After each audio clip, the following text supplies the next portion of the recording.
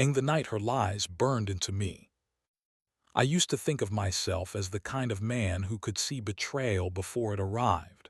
I worked in finance, negotiated mergers, studied balance sheets with microscopic attention, and yet when it came to my own wife, I let myself be blind.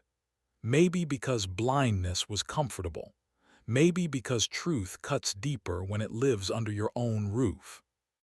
Her name was Clara, and for a decade I had believed her to be my anchor. We built a home together, shared dreams, and crafted routines that looked solid from the outside. But routines are dangerous. They hide what slips through the cracks. And one night, under the dim glow of her phone, I discovered just how fragile our fortress was. It started innocently. She was in the shower, humming like she always did, and her phone lit up beside me on the bed. I wasn't the sort of man who snooped. At least I hadn't been until then. But the message flashed across the screen, and curiosity turned into a storm that swallowed me. Last night was unforgettable. When can I see you again? No name, just a number. But those words carried a smell of her perfume, a memory of her moans, and an intimacy that wasn't mine. My heart beat like a drum line. 10 years together undone by a stranger's text. For a moment I couldn't breathe. The room seemed smaller, the air tighter. I wanted to believe it was a mistake, some spam, some wrong number. But when she came out wrapped in her towel, glowing from the steam, I saw the flush on her cheeks differently. It wasn't the shower, it was guilt, fresh and raw. I played along. I kissed her forehead, told her I'd be late at the office the next evening, and watched her eyes flicker in the smallest way. That flicker confirmed everything. The next night I didn't go to the office. I parked 2 blocks away from our house, lights off, waiting like a hunter. Hours passed until a sleek car stopped at the curb. A man stepped out, tall, dark hair, confidence dripping from his stride. He rang our bell, and Clara opened the door as if she had been rehearsing this moment her whole life. She kissed him before they even crossed the threshold. Not a cautious kiss, not the stolen peck of someone afraid of discovery, but a hungry kiss, the kind she hadn't given me in years. My chest tightened.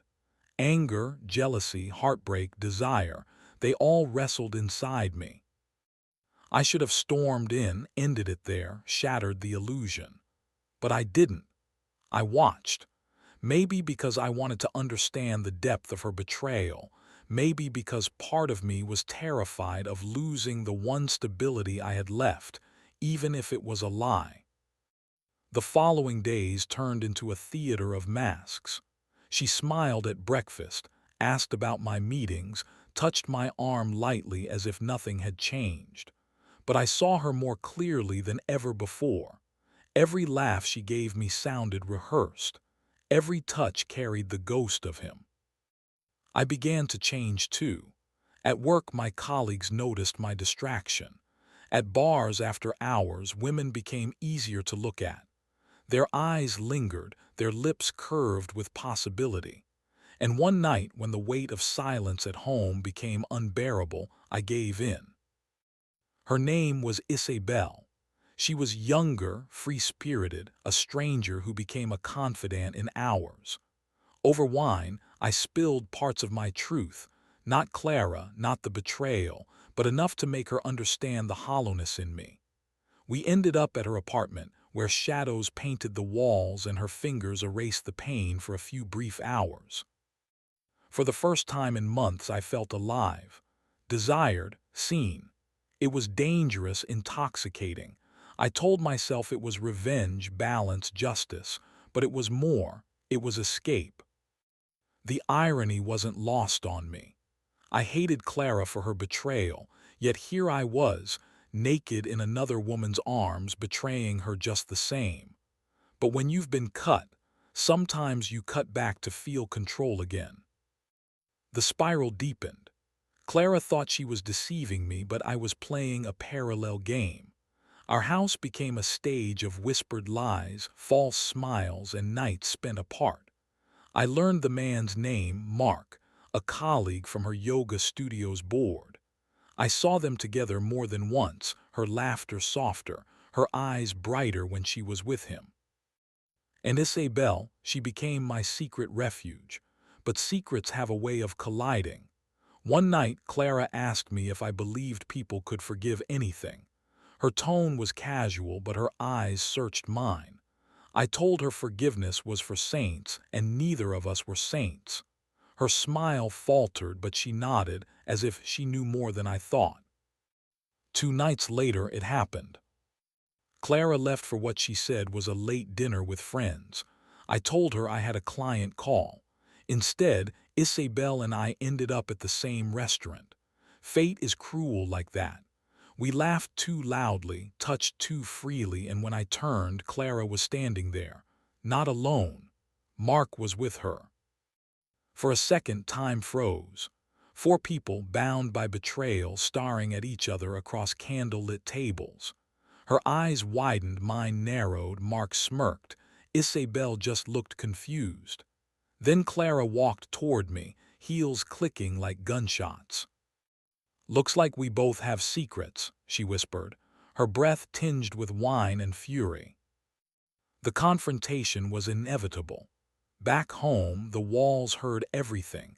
Accusations, denials, truths spat like venom. She admitted to Mark, I admitted to Isabel.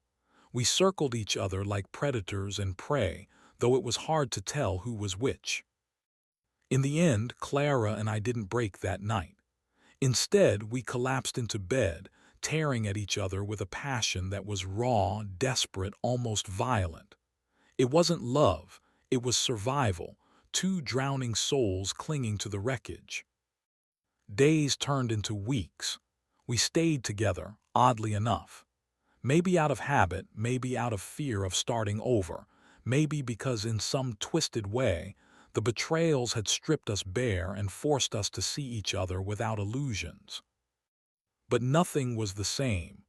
Trust doesn't regenerate like skin, it scars.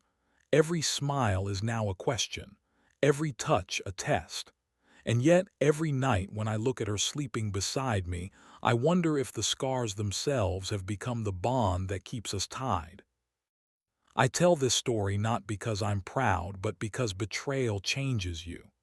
It teaches you that love and lies are closer than you ever want to believe, that passion can burn even in ruins, and that sometimes the sharpest intimacy comes not from innocence, but from shared guilt.